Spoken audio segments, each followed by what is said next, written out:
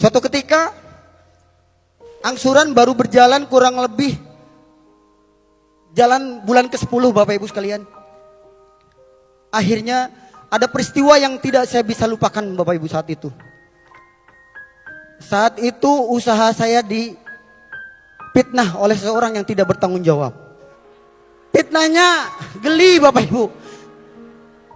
Katanya di dalam panci saya itu pakai celana kolor. Aduh Pak. Tapi suka nggak suka, kejadian itu nyata Bapak Ibu.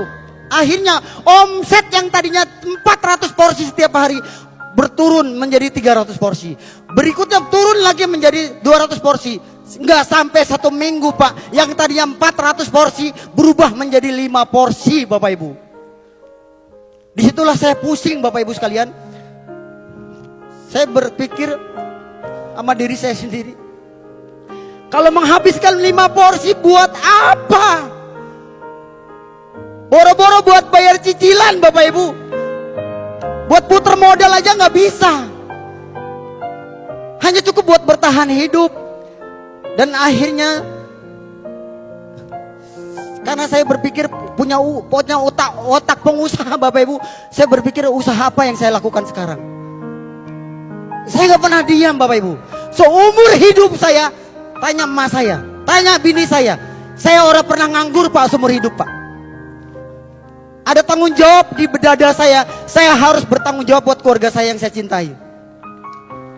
Akhirnya Bapak Ibu, suka nggak suka, terima nggak terima, itu adalah menjadi kenyataan. Akhirnya usaha saya yang saya rintis 15 tahun bangkrut gara-gara isu kolor itu tuh. Dan saat itu Bapak Ibu sekalian, saya bangun tengah malam. Entah kenapa saya bangun saat itu tertidur lebih awal dan saya bangun tengah malam.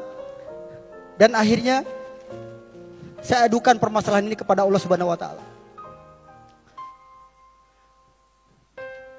Jam 2 saya terbangun Bapak Ibu. Lalu saya ke kamar mandi. Saya ambil wudhu Bapak Ibu.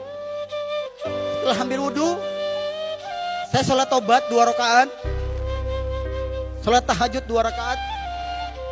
Dan setelah sholat tahajud, saya adukan permasalahan ini kepada Allah.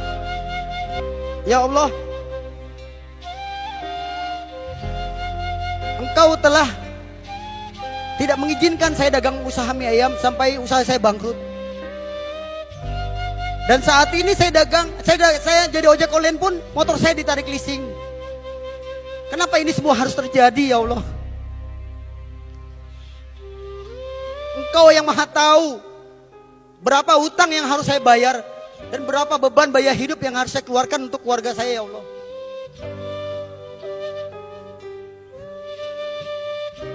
Ya Allah, kalau memang dosa riba yang saya perbuat selama ini, ampunkan ya Allah.